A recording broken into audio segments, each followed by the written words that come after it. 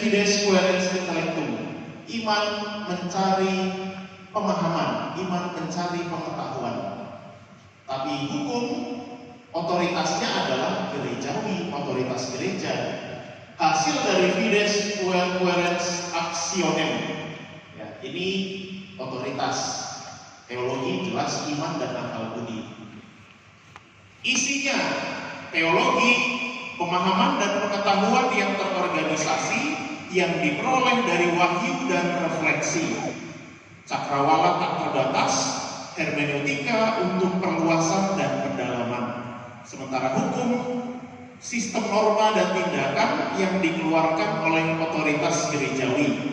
Bidangnya terbatas, hermeneutika dari pembatasan. Ya, ini perbedaan teologi dan hukum gereja. Next. Meski berbeda, keduanya terkait. Ya. Yang pertama, keduanya berbicara tentang misteri iman. Sama, teologi juga sama. Hanya teologi pasti lebih refleksi iman, ya, lebih mendalam karena akal budi. Keduanya adalah hasil dorongan internal gereja untuk memperdalam imannya. Entah dari otoritas gereja tadi, entah dari pribadinya yang mencari pemahaman, fides quaerens intellectum tadi. Keputusan dalam hukum gereja berdasarkan pada nilai-nilai yang terkandung dalam teologi. Ya. Karena tadi sifatnya minimal, maka hukum gereja pasti berdasarkan pada teologi yang maksimal tadi, yang adalah ideal. Next. Dengan kata lain, hukum adalah tulang teologi karena terkait validitas. Sisi lain tidak bisa dimutlakkan. Dengan kata lain, hukum adalah conditio sine qua non, kondisi yang tak terelakkan. Di satu sisi mutlak, ya, karena bahasa hukum tadi jelas validitas sah tidaknya, tetapi di sisi lain tidak bisa dimutlakkan karena hukum tadi sifatnya minimal dan kondisi tak terelakkan. Mau tidak mau ya harus ada hukum. Next. Maka sekali sudah menjadi Katolik, ya meterainya kekal. Lalu bagaimana kemudian? Ternyata orang tersebut akhirnya tobat, mau kembali ke Katolik, ya cukup sakramen tobat, tidak perlu minta baptis ulang. Ya, saya sudah pindah gereja, saya sudah mengucapkan syahadat, saya sudah sekian tahun jadi mualaf, saya mau kembali jadi Katolik, saya mau katekumen lagi, nggak perlu, ya cukup sakramen tobat. Karena meterai baptisannya yang dulu seumur hidup. Krisma juga sama, ya, itu meterai kekal. Imamat juga sama, ya. Imamat itu seumur hidup juga, ya. Maka meskipun ada misalnya imam yang keluar pun, itu imamatnya tetap ada, imamatnya tetap melekat. Ya. Lalu imam yang keluar misalnya, lalu ada kejadian kecelakaan, ya, dia masih menyimpan minyak, ya, di mobilnya, atau dia masih punya menyimpan sekolah, dia memberikan perminyakan pada orang yang kecelakaan, itu tetap sah karena imamatnya kekal meskipun secara hukum dia sudah bukan imam lagi. Itu karena meterainya kekal. Contoh lain, Romo yang sudah keluar, kemudian Romo itu bergentayangan, tidak jelas, ya, di Keuskupan Agung Jakarta, karena dia masih ingat tata cara misa, ya, bertahun-tahun jadi imam, ya. Lalu ada umat minta Romo untuk misa, dia misa, jubah masih simpan, ya, stola masih simpan, lalu dia misa.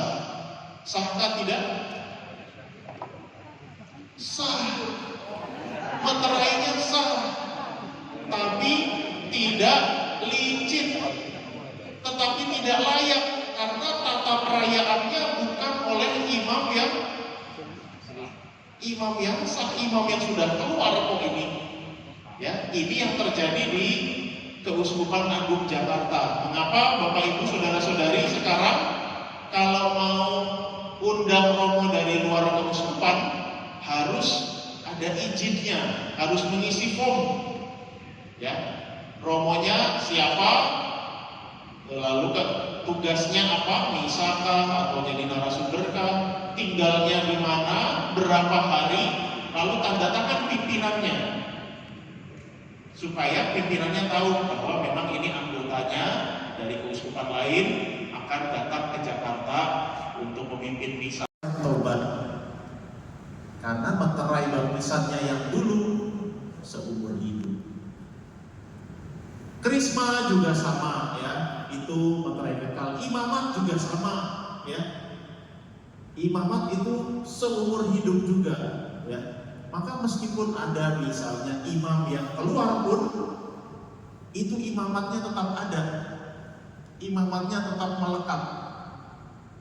Lalu imam yang keluar misalnya, lalu ada kejadian, amplopnya tebel, saya setiap menerima stipendium kan tidak langsung membuka ya Bapak Ibu ya, jadi saya tidak pernah tahu siapa memberikan berapa ya. Selalu di akhir bulan, ketika akhir bulan harus laporan keuangan, baru amplop-amplop stipendium Yurastole tadi saya buka, lalu ada amplop wah tebal nih, pas dibuka isinya sobekan kertas ya. Bayangkan bagaimana umat bertanggung jawab atas hidup imam ya, itu yang sobekan kertas ya. Ada juga yang memberikan tidak layak ya, memberikan mungkin maksudnya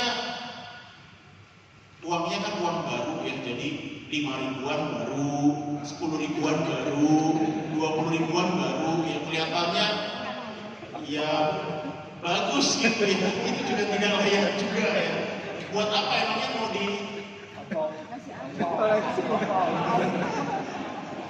mau dikoleksi ya, mau dipigura kan enggak ya, itu kan bisa toro juga ya. Jadi itu ada juga yang seperti itu. Nah, di lingkungan saya mensosialisasikan Bapak Ibu para prodiakon, stipendium Yurastole itu tidak 100% masuk kantong romo. Jadi jangan salah paham, umat seringkali salah paham. Saya kasih stipendium 1 juta, 1 jutanya masuk kantong romo. Tidak, ya. Itu ada perhitungannya. Perhitungannya bagaimana? 50% untuk kas pastoran, 25% untuk kas sosial, 20% untuk kas pribadi romo, 5% untuk kas unio. Unio itu persaudaraan Imam Projo. Nah, maka yang boleh romo ambil hanya berapa? 20%. Kalau tadi stipendiumnya 1 juta, berapa yang boleh romo ambil? 200.000 toh. Ya. Tapi kan ada umat yang stipendiumnya 1 juta kebesaran. Romo kan nggak boleh kaya. Kasih 100.000 aja. Berapa yang boleh ambil? 20.000 Bapak Ibu ya. Rokok bapak-bapak aja lebih mahal daripada stipendium romo ya. Ini lagi umat tidak bertanggung jawab menghidupi imam karena stipendium yang tidak layak. Mestinya ya. Memangnya listrik ini bayar pakai daun ya. Ini yang terjadi Bapak Ibu ya.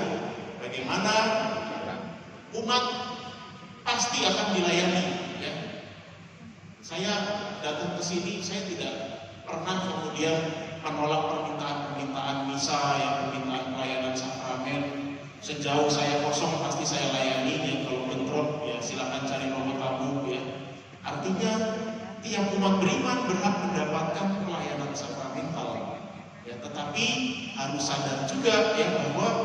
umat itu harus bertanggung jawab atas hidup imam. Jangan minta dilayani, tapi dia tidak melayani romonya, ya, tidak menghidupi romonya. Ya, ini soal stipendium. Ada lagi soal, misalnya saya pernah mengatakan dulu Romo Andi membuat rumah tangga pastoral, ya, RTP. Mereka itu adalah ibu-ibu yang memasak buat Romo. Ya, sampai setahun lalu banyak yang mengundurkan diri karena sudah lama, ya, sudah bertahun-tahun, ya, mungkin bosan, mungkin jenuh, ya.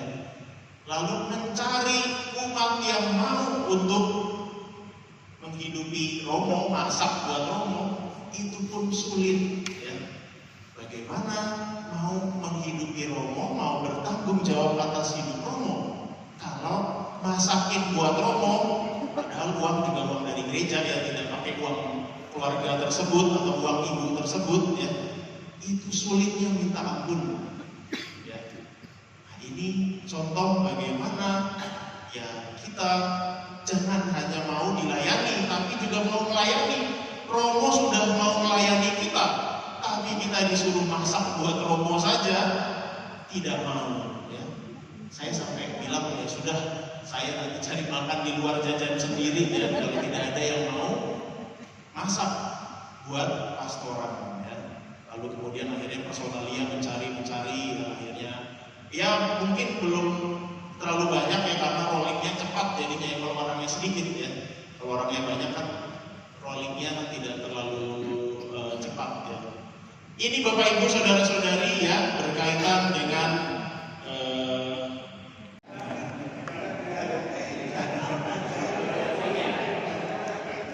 ya, baik.